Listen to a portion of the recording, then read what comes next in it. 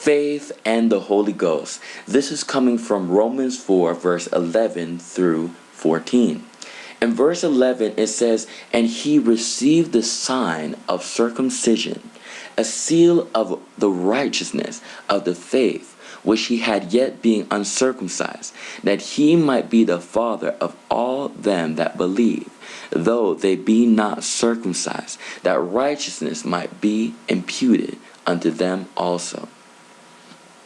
So, let's break this down. Who he's talking about here is Abraham. He received the sign of circumcision while he was yet without circumcision.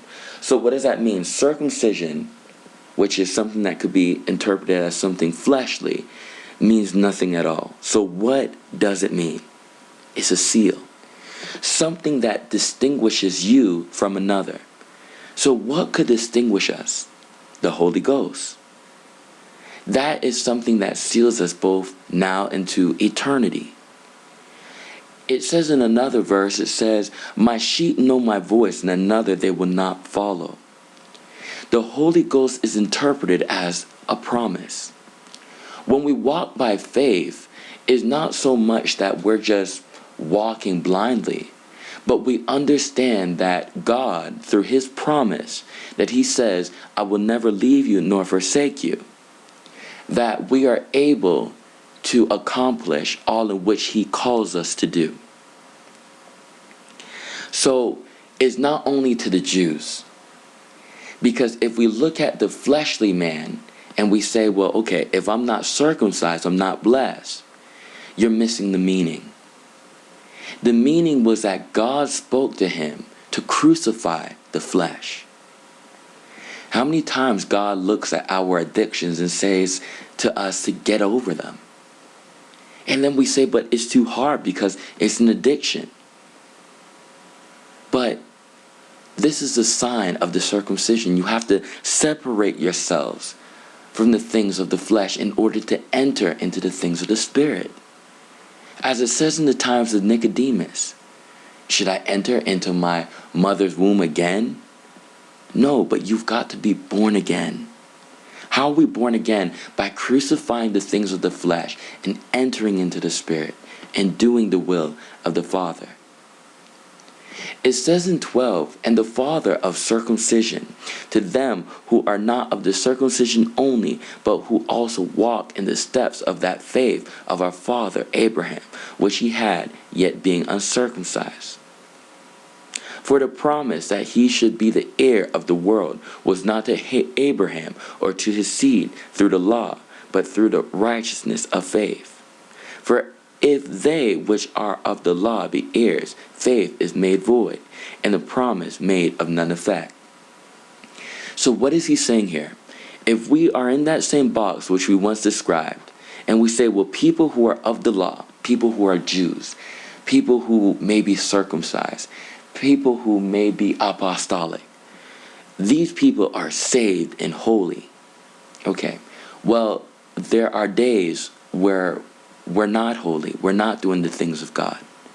That doesn't make us justified just because we're part of a group.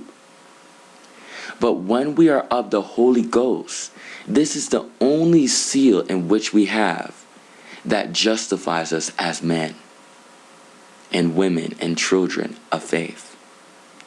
Without this seal, we are not bought with a price. Because it says, wait for the Comforter. This is the only thing in the New Testament that Jesus Christ signifies to his saints, to the apostles, to tarry for, to wait for. Without it, you are not sealed. Without it, you cannot receive the promise that God is with you and he'll never forsake you. So many a times we make the promise of none effect. We look at the Jews and say, well, hey, they followed the law. They said without the law, since we're of the law rather, we're perfect, okay? And we're going to enter in. But what do the people of the law do? Do they just read the law every single day? No, we live, we complete, we fulfill the law through faith. So Many a times we look and we say, well, Jesus Christ died for us, so there's no reason to work. Even when we do work, our work is not perfect. But when you walk in faith, there's someone who's in darkness, who sees you working, understanding that you're not perfect, understanding that you're framed of the same dust that he or she or they were made of, yet you're working as though you're seeking a higher calling. So it's not so much that you're working to justify yourself. You're working to enlighten and esteem yourself, but not only yourself, but those who are watching. So the next time you consider and say, well, what's the point in even walking when I'm going to be imperfect anyhow? I'm going to be false. I'm going to do it wrong anyway. Consider someone other than yourself. Someone who could just see past their nose.